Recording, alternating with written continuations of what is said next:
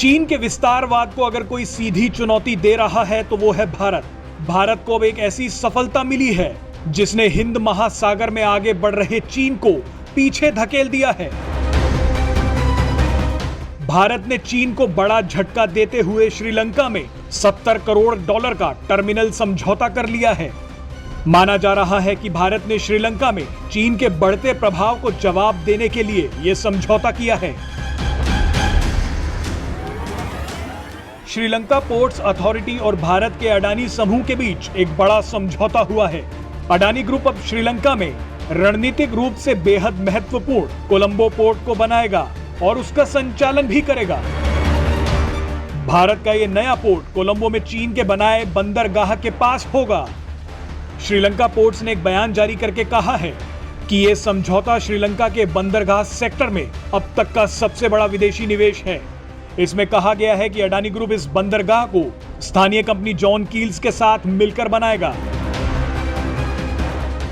इस टर्मिनल में John keels का हिस्सा करीब 34% होगा, जबकि अडानी के पास 51% की हिस्सेदारी होगी।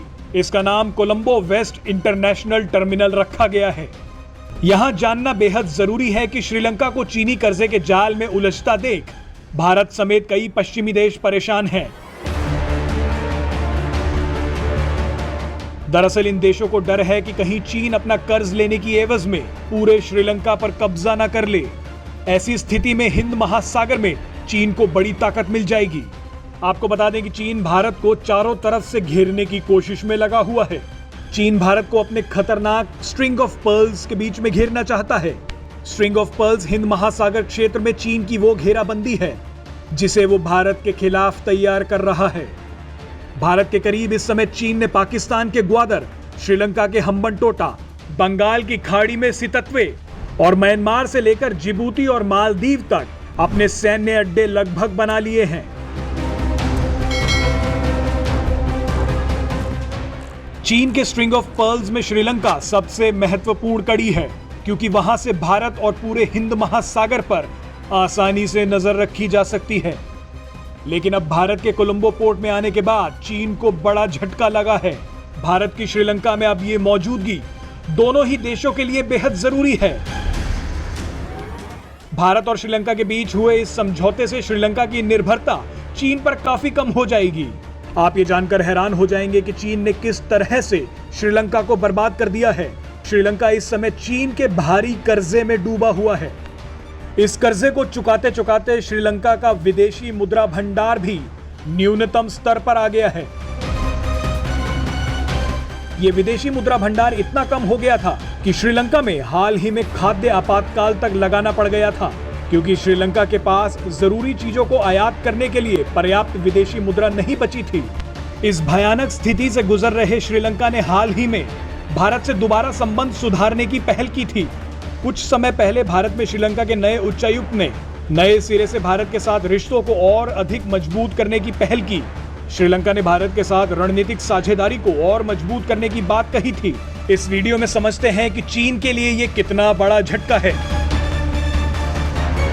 2000 के दशक में चीन बहुत बेचैनी से हिंद महासागर में कदम रखने की जगह ढूंढ रहा था। दरअसल चीन का 80% से ज्यादा व्यापारिक माल हिंद महासागर से होकर जाता है और उसे एक बहुत सक्रिय मलक्का स्ट्रेट से गुजरना पड़ता है। हिंद महासागर में भारतीय नौसेना का दबदबा है और चीन को हमेशा ये डर सताता था कि भारतीय नौसेना जब चाहे मलक्का स्ट्रेट को चौक कर चीन के उद्योग धंधों को ठप कर सकती है। चीन ने एक और तो पाकिस्तान को समझाया कि वो ग्वादार बंदरगाह चीन को दे दे।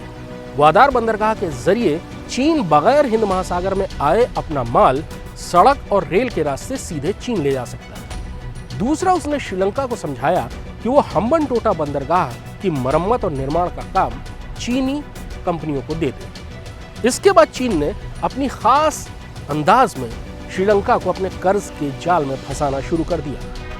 पुराना कर्ज उतारने के लिए नए कर्ज दिए गए और आखिरकार एक स्थिति ऐसी आई जब कर्ज के बदले चीन ने हम्बनटोटा बंदरगाह 99 साल के लिए लीज पर ले लिया।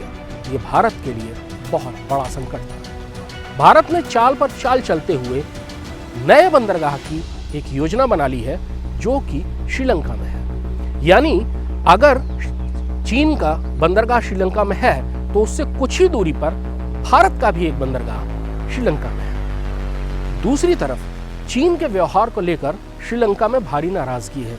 ये नाराजगी वहां के सैनिक अफसरों में भी है, वहां के नेताओं में भी है और वहां की आम जनता में भी है। लेकिन दूसरी तरफ श्रीलंका से भारत के सदियों पुराने सांस्कृतिक और धार्मिक संबंध रहे हैं। श्रीलंका सेना के अधिकारी भारतीय सेना इंस्टीट्यूट्स में ट्रेनिंग लेते हैं। हर साल हजारों लाखों श्रीलंकाई तीर्थयात्री भारत में तीर्थ के लिए आते हैं। यानी भारत ने न केवल हम्बनटोटा बंदरगाह के पास अपना एक बंदरगाह बना लिया है, बल्कि